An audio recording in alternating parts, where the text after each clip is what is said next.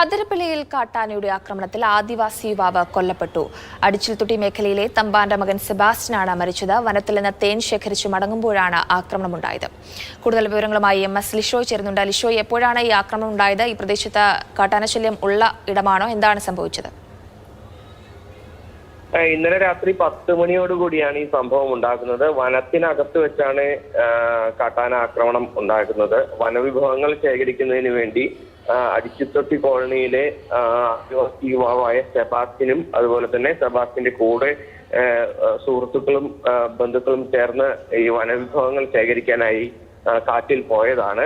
ഇവർ ഇന്നലെ പകൽ പോയതാണ്. രാത്രി മടങ്ങി വരുന്നതിനിടയിലാണ് ഈ സംഭവം ഉണ്ടായത്. കാട്ടാന ഇവർക്ക് നേരെ പാഞ്ഞെടുക്കുകയും ആക്രമിക്കുകയുമായിരുന്നു.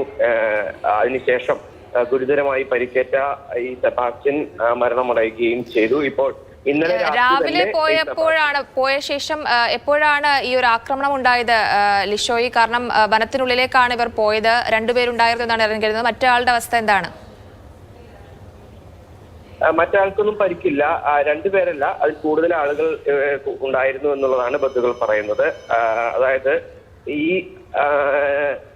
ഇവർ ഇന്നലെ രാത്രി തിരിച്ചു വരുന്ന സമയത്താണ്, അതായത് 10 മണിയോടുകൂടിയാണ് ഈ അടിച്ചിത്തൊട്ടി കോളനി എത്തുന്നതിന് മുൻപായാണ് ഈ ആക്രമണം ഉണ്ടായിട്ടുള്ളത്.